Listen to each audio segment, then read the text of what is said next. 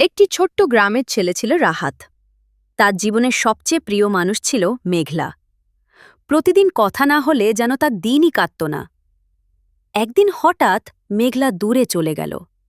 না কোনো ঝগড়া, না কোনো অভিযোগ, শুধু সময়ের দূরত্ব।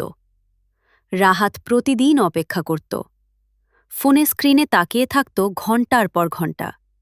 যদি একটা মেসেজ আসে, যদি একটা কল আসে, কিন্তু কিছুই আসত না।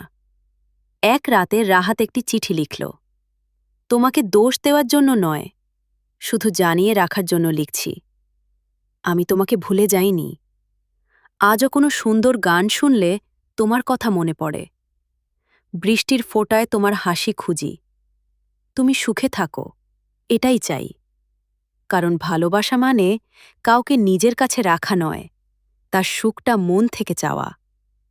হয়তো কোনোদিন আবার দেখা হবে, তখন আমি অভিযোগ করব না, শুধু হাসি মুখে বলবো, ভাছো তো। চিঠিটা কখনো মেঘলার কাছে পৌঁছায়নি। রাহাত চিঠিটা নিজের ডায়েরির ভাঁজে রেখে দিয়েছিল। বহু বছর পর একদিন ডায়েরির পাতা উল্টাতে উল্টাতে সে চিঠিটা আবার পেল। পড়ে তার চোখে জল এলো, কিন্তু ঠোঁটে একটা শান্ত হাসিও ফুটে উঠল। কারণ সে বুঝে গিয়েছিল, সব ভালোবাসার শেষটা একসাথে থাকা নয়। কিছু ভালোবাসা জীবনের সবচেয়ে সুন্দর স্মৃতি হয়ে হৃদয়ের ভেতর বেঁচে থাকে।